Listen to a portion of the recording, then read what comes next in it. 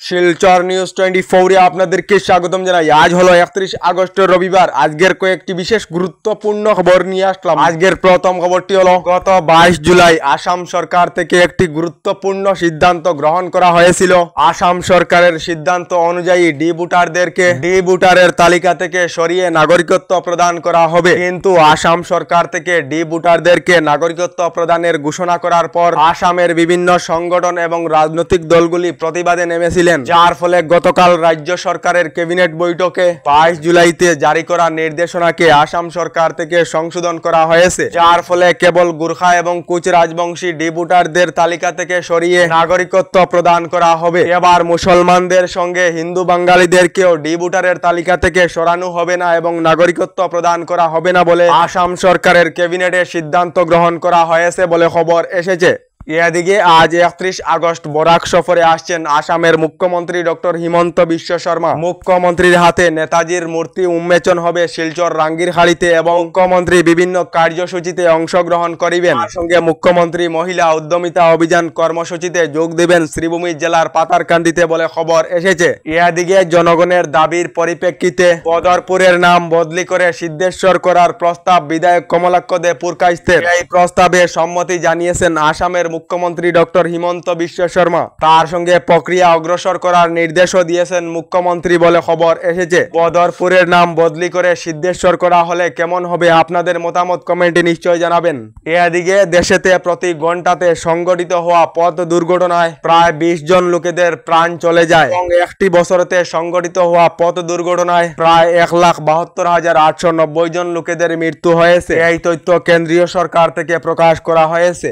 এদিকে রাজ্যের 1704 জন কমিউনিটি ক্যাডারকে সরকারি স্কুটি প্রদান করা হবে। সখী এক্সপ্রেস প্রকল্পের অধীনে কমিউনিটি ক্যাডারদেরকে সরকারি স্কুটি প্রদান করা হবে। তার সঙ্গে রাজ্যের মুখ্যমন্ত্রী ডক্টর হিমন্ত বিশ্ব শর্মা ঘোষণা করেছেন রাজ্যের 19,000 মহিলাদেরকে স্কুটির সঙ্গে প্রতি মাসে তেল ভরার জন্য 500 করে টাকা দেওয়া হবে। সঙ্গে জীবিকা সখীদেরকে অরুণোদয় প্রকল্পের 1250 টাকা করে দেওয়া হবে বলে ঘোষণা মুখ্যমন্ত্রী ডক্টর হিমন্ত বিশ্ব শর্মার। এদিকে অরুণোদয় প্রকল্পের তালিকা থেকে নাম কর্তন হওয়া মহিলাদের জন্য ভালো খবর দিলেন মুখ্যমন্ত্রী ডক্টর হিমন্ত বিশ্ব শর্মা। মুখ্যমন্ত্রী ঘোষণা করেছেন যে সকল মহিলাদের নাম আগে অরুণোদয় প্রকল্পের তালিকায় ছিল, এই সকল মহিলারাও কোনো ধরনের আবেদন ছাড়া অরুণোদয় প্রকল্পের 1250 টাকা করে লাভ করিবেন। আপনার নাম অথবা আপনার ঘরের কোনো সদস্যের নাম অরুণোদয় প্রকল্পের তালিকা থেকে কর্তন করা হয়েছে নাকি কমেন্টে নিশ্চয় জানাবেন। এবার তালিকা থেকে নাম কর্তন হওয়া মহিলা অরুণোদয় প্রকল্পের 1250 টাকা করে লাভ করিবেন বলে ঘোষণা মুখ্যমন্ত্রী ডক্টর হিমন্ত বিশ্ব শর্মার। এদিকে বিজেপির 11 বছর শাসনে যেসব উন্নয়ন হয়েছে তার 5% যদি কংগ্রেসের 55 বছরেতে হতো তাহলে আসাম অনেক এগিয়ে যেত বলে মন্তব্য করেছেন কেন্দ্রীয় মন্ত্রী সর্বানন্দ সোনোয়াল। এদিকে বাংলা ভাষা বললে বাংলাদেশি নাকি, কেন্দ্রীয় সরকারকে প্রশ্ন উচ্চতম ন্যায়ালয়ের। পশ্চিমবঙ্গের দানিশ শেখ নামের এক ব্যক্তি এবং তার স্ত্রী পুত্রকে বাংলাদেশি সন্দেহে আটক করেছিল পুলিশ। এই ঘটনাকে কেন্দ্র করে এবার কেন্দ্রীয় সরকারের কাছে উত্তর চাইছে উচ্চতম ন্যায়ালয়। বাংলা ভাষা বললে বাংলাদেশি নাকি বলে প্রশ্ন সুপ্রিম কোর্টের বলে খবর এসেছে।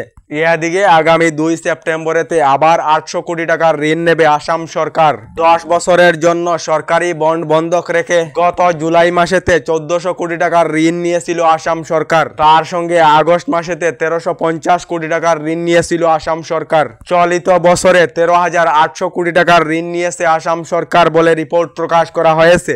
এদিকে কংগ্রেসকে জন্তুর সঙ্গে তুলনা করেছিল মন্ত্রী অশোক সিংহল। মন্ত্রী অশোক সিংহলের বিরুদ্ধে রাজ্য জুড়ে কংগ্রেসের প্রতিবাদ আরম্ভ হয়েছে বলে খবর এসেছে। আমাদের ডেইলি খবরগুলি ভালো লাগলে আমাদের ভিডিওতে লাইক দিয়ে চ্যানেলটিকে সাবস্ক্রাইব করে নেবেন।